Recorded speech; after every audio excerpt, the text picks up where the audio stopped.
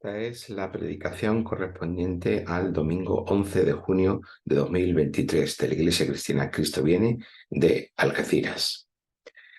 La predicación de hoy tiene como pasaje de referencia la carta del apóstol Pablo a los Romanos, capítulo 6, versículos 1 al 11. Como siempre comento, podéis leer en este momento el pasaje antes de continuar con el vídeo de la predicación. El apóstol Pablo comienza esta parte de su carta con una pregunta. ¿Qué diremos? ¿Seguiremos pecando para que la gracia crezca? El versículo 1 de este capítulo 6. Si somos aceptados por gracia, por medio de la fe, ¿podemos vivir como queramos? ¿Podemos pecar indiscriminadamente? ¿Es el pecado un estímulo para la gracia? Si solo por medio de la fe participamos de la relación con Jesús el Rey y nos convertimos en herederos de las promesas del reino de Dios y de la nueva creación, ¿cómo hemos de vivir? Quizás alguien podría llegar a pensar que da igual cómo vivas, ya que lo único decisivo es la fe en el Mesías. A veces, la justificación por la sola fe se malinterpreta de esta manera. Y en el tiempo de Pablo también hubo quien pensó así. Incluso hubo quien acusó a Pablo de pensar así. El propio Pablo nos lo dice ya en capítulo 3, versículo 8 de la carta de los Romanos. Sin ser cierto, se nos calumnia y algunos afirman que nosotros decimos hagamos males para que vengan bienes.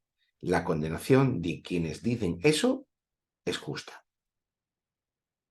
Esta acusación subyace a la pregunta que tenemos ahora aquí al comienzo del capítulo 6 y podría resumirse como no importa pecar porque la gracia es mayor. Pero la respuesta de Pablo no se hace esperar, es tajante. Versículo 2. De ninguna manera, porque los que hemos muerto al pecado, ¿cómo viviremos aún en él? Entonces, ¿qué está diciendo Pablo? ¿Que el cristiano no puede pecar o que no puede haber pecado en su vida? Lo primero que debemos recordar es que somos declarados justos, no porque lo seamos en nosotros mismos o porque lo hayamos conseguido por nosotros mismos, sino porque estamos en la relación correcta con Dios. Por eso, para Pablo, lo decisivo, en primera instancia, no está en cómo nos comportamos, aunque tenga su importancia, pero ahí no está la piedra de toque, sino cuál es nuestro estado delante de Dios. Y esto, en sentido bíblico, como ya hemos explicado en las semanas anteriores, se define en relación a nuestra pertenencia al pacto. Y por eso es una cuestión de justicia o de fidelidad al pacto. Y ya también hemos dicho que esa fidelidad al pacto no la ganamos nosotros ni la conseguimos nosotros por nosotros mismos, sino que Dios ha sido fiel al pacto por medio de Jesús, que ha cumplido la parte del pacto que nos corresponde a nosotros. Y de esta manera cumplido, ha sido justo, es justo y ha cumplido con toda justicia. Lo segundo a tener en cuenta es que hay una dificultad para nosotros al entender el concepto bíblico del pecado. ¿Por qué? Porque estamos configurados por una tradición de pensamiento muy larga en el pensamiento cristiano que comprende el pecado exclusivamente en un sentido moral. ¿Y cómo se entiende en ese sentido moral el pecado? Pues cuando una persona transgrede una norma moral, entonces decimos que ha pecado. Sin embargo, esta es una manera reduccionista, simplificada, de cómo la Biblia entiende el pecado. La comprensión que tiene la Biblia del pecado es mucho más amplia que esta simple transgresión de un orden moral. En la Biblia, el pecado es un poder independiente de la acción humana. Es cierto que ese poder nosotros le podemos dar cabida y es cierto que ese poder también puede afectar al ser humano. Pero principalmente el pecado se manifiesta como un poder que está presente en el mundo. Por eso dice Pablo que hay un reinado del pecado, cuyo resultado es la muerte, y hay un reinado de Dios, en contraposición con ese reinado del pecado, cuyo resultado es la vida. El pecado y la muerte son realidades que irrumpen en la creación buena de Dios. Son realidades que no podemos explicar del todo. Quizás esto no nos gusta en nuestra cultura moderna, tan racionalista, que necesitamos explicarlo todo. Pero en realidad, cuando hablamos del pecado, hablamos de cuando la Biblia habla del pecado, habla de un poder o de una realidad oculta que está presente en el mundo y que afecta a toda la creación y que nos afecta a los seres humanos. Y como digo, esto es nuestras explicaciones racionalistas no les gustan esta forma de retratar el pecado porque se presenta como una realidad que no podemos explicar del todo. Por eso una de las metáforas que la Biblia usa para hablarnos de la superación del pecado sea la de la victoria, porque es un poder que está presente en el mundo, por tanto Dios vence ese poder. Eh, Como digo, quizás nosotros nos gusta tener en nuestra cultura moderna una visión mucho más racional del pecado y por lo tanto lo pasamos a una esfera exclusivamente moral. Em, pero esta forma de explicar el pecado que tiene la Biblia es mucho más comprensiva. No todo depende de lo que los seres humanos somos capaces de hacer o de pensar. Em, por tanto, el pecado no es algo solo que explicamos racionalmente, sino es algo también, sobre todo, que experimentamos.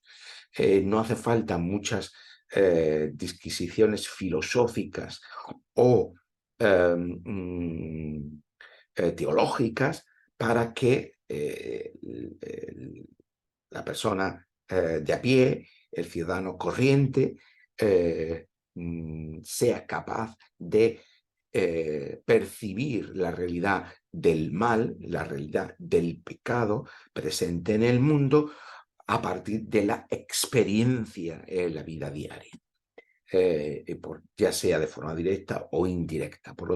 Y así también piensa la Biblia. La Biblia está alejada de las categorías causales del pensamiento griego, no importa tanto la causa de algo, sino la experiencia directa de la realidad diaria. Y por tanto también está enfocado a la superación de esa realidad, más que la explicación causal y racionalista. Y por tanto tenemos que, siguiendo a la Biblia, dejar o abandonar ese excesivo racionalismo causal del mundo griego para constatar que más allá de las explicaciones racionales y causales hay una realidad que está ahí, que está presente y que no podemos comprender del todo, explicar del todo, pero que no deja de ser una realidad en nuestra vida. Y esto Pablo está hablando en el capítulo anterior, el capítulo 5, y termina el capítulo 5 en el versículo 21 que dice, porque así como el pecado reinó para muerte, así también la gracia reinará por la justicia para vida eterna, mediante Jesucristo, Jesús el Cristo, Jesús el Mesías, Señor nuestro. O sea, el pecado reinó, hay que un reinado del pecado, el pecado reinó para muerte, Pues de igual manera que el pecado reina para muerte, la gracia reina por medio de la justicia, para vida eterna. Por la justicia tiene que ver con todo lo que ya hemos estado explicando en las semanas anteriores, de la fidelidad a las promesas de Dios. Por tanto, tenemos el pecado el reinado del pecado que reina para muerte, y tenemos el reinado de Dios, en este caso el reinado por gracia, por medio de la justicia de Dios para vida eterna. Esa justicia que Dios ha manifestado mediante Jesús el Mesías, nuestro Señor. Por tanto, tenemos estos dos reinados, el reinado del pecado para muerte y el de la gracia para vida, y todo el capítulo 6 de Romanos tiene en mente esta argumentación de fondo, con esta contraposición entre el reinado del pecado y el reinado de la gracia. La pregunta entonces, si hay un reinar del pecado y un reinar de Dios por gracia, por medio de la justicia, ¿cómo pasamos de ese reinar del pecado, de ese reinado del pecado, al reinado de Dios por gracia, para vida, por medio de la justicia de Jesús, el Mesías? ¿Cómo pasamos de un estado a otro? Por eso veis que lo importante es el estado, con quién estamos relacionados y qué poderes están actuando en nosotros. La respuesta es que pasamos de ese reinar del pecado al reinar de la gracia por medio de estar unidos al Mesías, por medio de la fe. ¿Y cómo manifestamos esa unión con Cristo por medio de la fe? Por medio del bautismo. De esa forma pasamos del reino del pecado y de la muerte al reino de la gracia y de la vida. Pero ¿por qué Pablo relaciona este cambio de estado que se da por gracia, por medio de la fe, sobre la base de la justicia de Jesús el Mesías, con el bautismo? Porque Pablo tiene en mente la narrativa del Éxodo. Ya esto lo hemos explicado también las semanas anteriores. Pablo está pensando siempre respecto de la gran narrativa de la Escritura, que para él es el Antiguo Testamento. En ella, en esa narrativa del Éxodo, el pueblo de Israel es sacado de la esclavitud de Egipto y pasa por las aguas del mar como si fuera un bautismo. ¿Y qué ocurre en ese bautismo? Se deja atrás la vida de la esclavitud en Egipto y se entra a una vida nueva.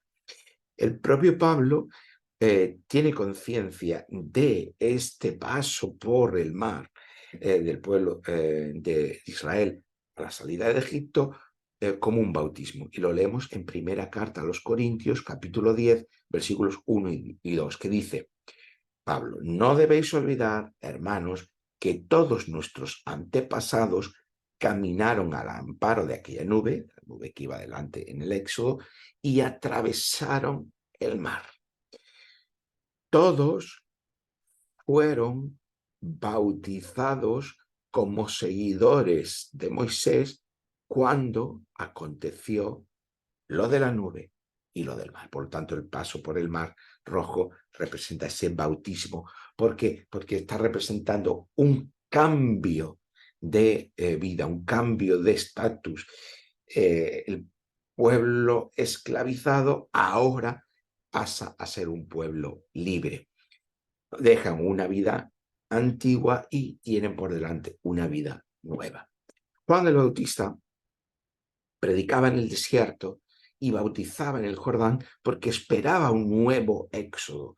De igual manera que había ocurrido aquel primer éxodo de la mano de Moisés, el pueblo de Israel debe entrar nuevamente en la tierra prometida a través del paso del Jordán, de la mano, en este caso ya no de Moisés, sino del Mesías.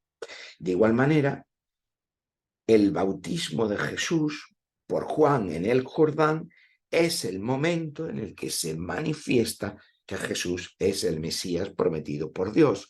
y por tanto es representante de todo Israel, y representando a todo Israel se bautiza, es decir, cruza simbólicamente el Jordán para llevar a su pueblo a una nueva liberación de la esclavitud de la que está inmerso, que es la muerte y es el pecado.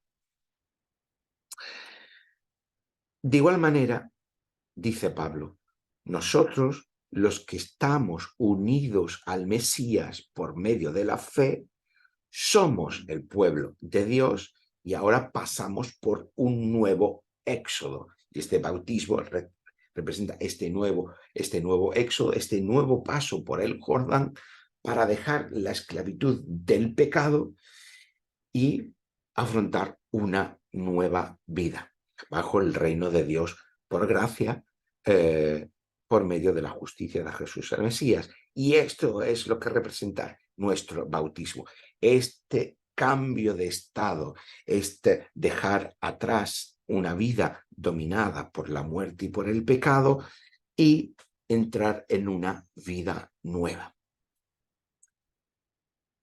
Además, Jesús se refiere a su muerte como un bautismo. Lo tenemos en el Evangelio de Marcos, capítulo 10, versículo 38 y otros pasajes similares y paralelos que encontramos en los resto de evangelios.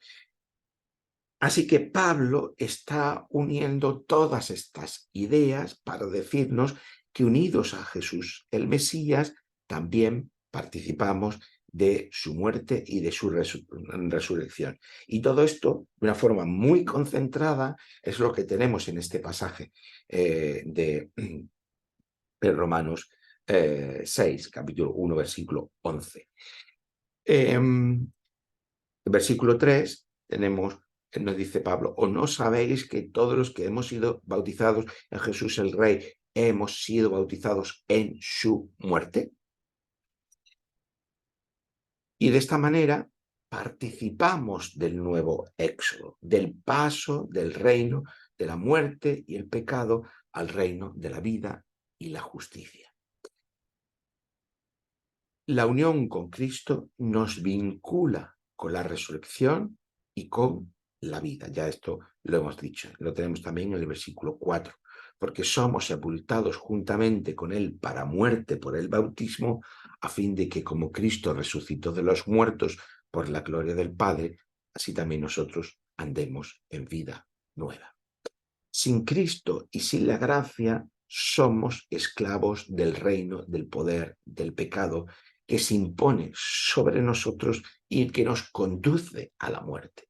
Pero el cristiano ya no vive bajo el reinado del pecado ni de la muerte. Versículo 6. Sabiendo esto, que nuestro viejo hombre fue crucificado juntamente con él, para que el cuerpo del pecado sea destruido, a fin de que no sirvamos más al pecado. Ha habido un cambio de estado. Ahora somos justos y ahora estamos bajo el reino de la gracia y de la justicia. No se trata solo de lo que yo haga con mis acciones, por tanto, sino con quién estoy relacionado y qué poderes están actuando en mí. Ya como hemos visto en las semanas anteriores, ya no reina en nosotros el poder del pecado, sino otro poder, el poder del Espíritu Santo, el poder que opera en el Evangelio, aquel poder que ha resucitado a Jesús, el Mesías, de entre los muertos. Pues digamos que el reino del pecado ha sido desplazado ahora por el poder del pecado ha sido desplazado ahora por el poder del Espíritu Santo. La justificación tiene que ver con la justificación del pecador, no con la justificación del pecado. Ya hemos dicho que lo importante es con quién estamos en relación y qué poderes actúan en nosotros, pero esto no significa que la justificación sea la justificación del pecado, sino la justificación siempre la justificación del pecador. Como dice Romanos 6, versículo 7, porque el que ha muerto ha sido justificado del pecado. o también otras versiones, liberado del pecado. ¿Quién es liberado del pecado? Él, el pecador. Pero no es el pecado el que es el justificado, porque del pecado somos ya libres, por lo tanto no hay una justificación del pecado, sino del pecador. La justificación, por tanto, no tiene que ver con una actitud indulgente, o diríamos hoy, o diríamos de una forma más popular, pasota, sobre el pecado. Es sobre la persona y no sobre los pecados sobre los que se extiende la justificación. Ya vimos en las semanas anteriores que el pecado es derrotado, es castigado en la cruz por medio del cuerpo de Jesús. Por lo tanto, no justificamos el pecado, sino que de lo que hablamos es de la justicia del pecador. Y esto es muy importante porque si entendemos el pecado solo en un sentido moral, y volvemos otra vez al principio, y por eso es importante no tener ese reduccionismo de lo moral, sino que el pecado tiene una visión más comprensiva en la Biblia, pues como digo, si entendemos el pecado solo en ese sentido moral, como transgresiones de una ley moral, eso supone que entendamos, cuando Pablo habla de morir al pecado, entonces, si estamos entendiendo el pecado solo en un sentido moral, entonces pensamos que tenemos que vivir sin pecado, es decir, sin fallos morales.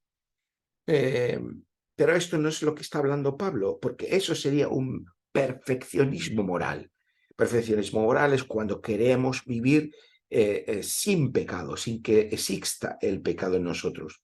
Pero eso no es lo que Pablo está hablando.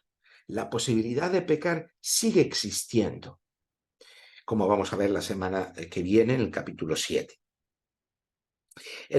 Por tanto, la posibilidad de pecar sigue existiendo.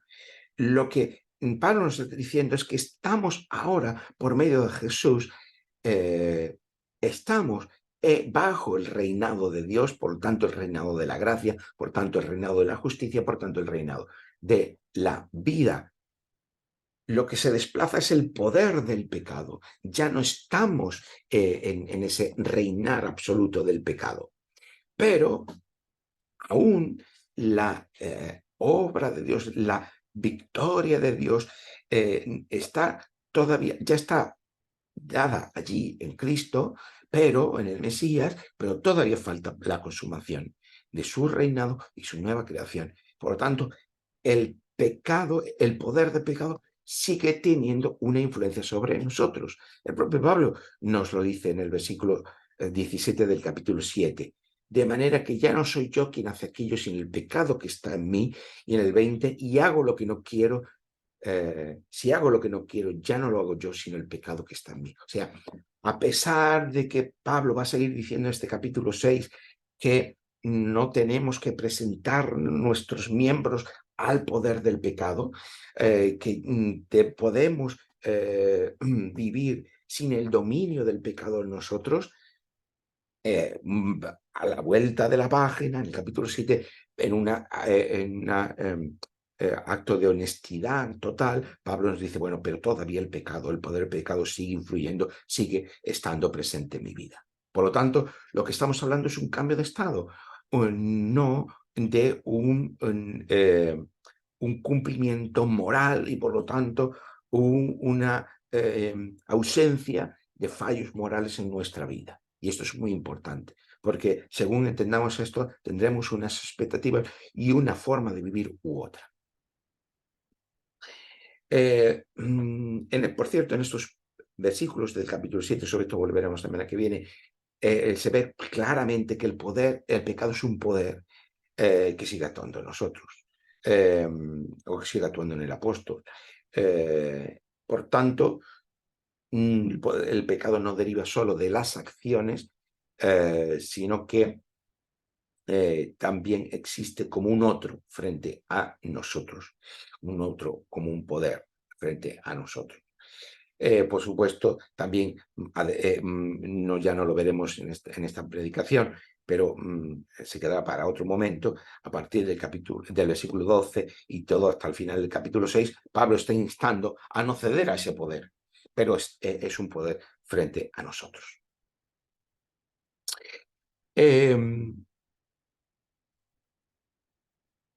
Incluso Pablo en el versículo 19 dice: no hago el bien que quiero, sino el mal que no quiero, eso hago. Por lo tanto, tenemos esto claramente expresado.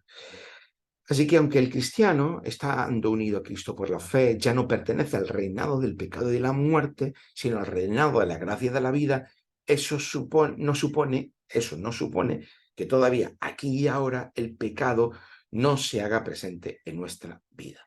Por eso decimos, como protestantes, somos justos y pecadores al mismo tiempo.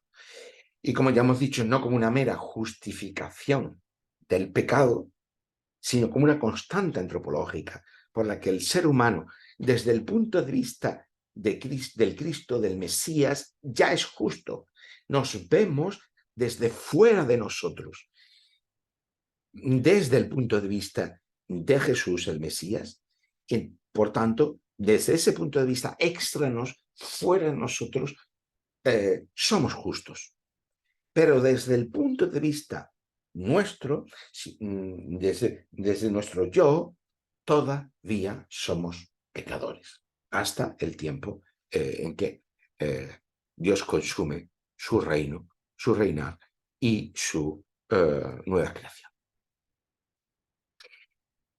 Igual que aún, o para poner otro ejemplo de lo que queremos decir, de forma similar podemos decir que el cristiano unido al Cristo, al Mesías, pertenece al reino de la vida y no al reino de la muerte, igual que no pertenece al reino del pecado, sino al reino de la gracia. Pues no pertenecemos al reino de la muerte, sino al reino de la vida. Pero eso no significa que no vayamos a morir, sino que participamos de la esperanza que un día seremos resucitados con el Mesías. Pues de igual manera que decimos que ya no pertenecemos al reino de la muerte, sino de la vida, pero eso no significa que no vayamos a morir. De igual manera, decir que no pertenecemos al reino del pecado, sino de la gracia, no significa que tampoco ya haya una ausencia total de pecado en nuestra vida. Que estamos unidos o ya participamos al reino de la vida, nos lo dice Pablo en el versículo 8. La consecuencia de eso es que si morimos con Cristo, si morimos con el Mesías, creemos también que también viviremos con él, tenemos una realidad, una esperanza futura. Así que aún morimos y aún pecamos, porque la superación definitiva de la muerte y del pecado es la consumación futura del reinado de gracia, de vida y de justicia de Dios. No obstante, nos debemos, como ya he dicho anteriormente, nos debemos considerar muertos al pecado, como nos dice Pablo en el versículo 11. Así también vosotros consideraos muertos al pecado, pero vivos para con Dios en Cristo Jesús, Señor nuestro.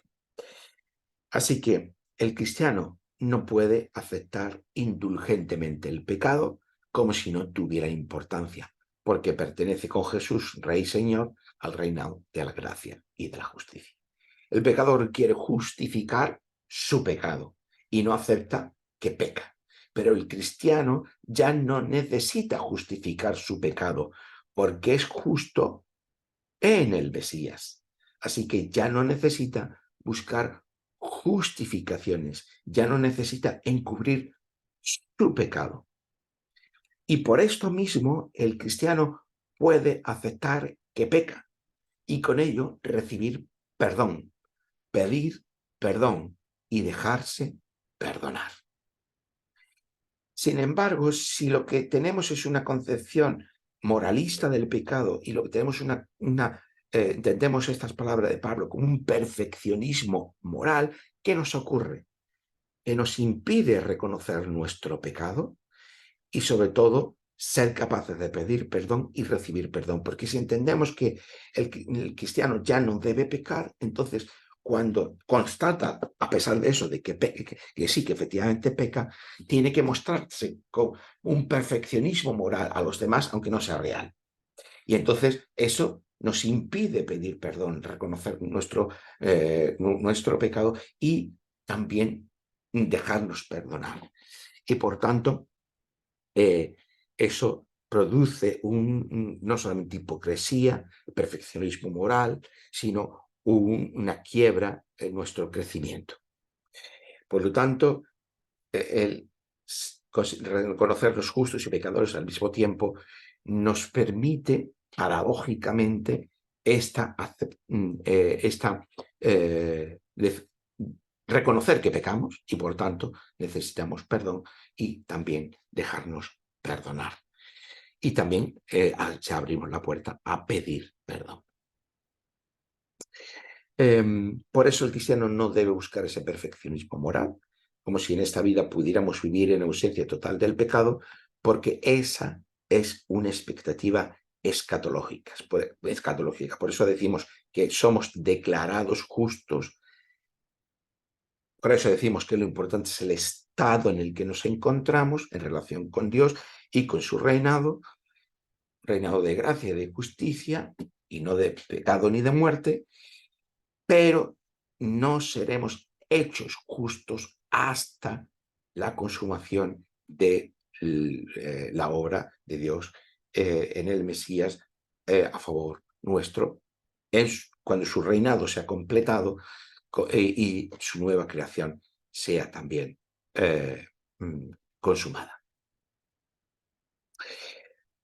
Pero esto, como ya hemos dicho del principio, no nos lleva a un quietismo, a una indiferencia, a bueno, entonces puedo vivir de una forma pues indulgente, pasota, sin esperar ningún cambio en mi vida. Pablo nos lo dice en el versículo 5, dice lo siguiente: si fuimos plantados juntamente con el Mesías, con Jesús el Cristo, en la semejanza de su muerte, así también lo seremos en la de su resurrección. Qué bonita esta imagen. Hemos sido plantados juntamente con Jesús el Rey. Si hemos sido plantados con Jesús el Rey, y Jesús ha resucitado, entonces significa no solamente que hemos sido plantados con Él, sino además que podemos crecer juntamente con el Mesías, con Jesús, el Rey y Señor del universo. Es como el arbolito que se le pone una vara, una guía para que crezca, se le une para que crezca derecho y no torcido. Pues de igual manera nosotros hemos sido plantados juntamente con Jesús, el Mesías, el Señor. Y estamos unidos a Él por medio de la fe. Y por tanto, podemos crecer con Jesús. Y esto es la expectativa también principal que tenemos como cristianos. Estamos llamados a crecer porque estamos en y con Jesús, el Rey y Señor de todo el universo.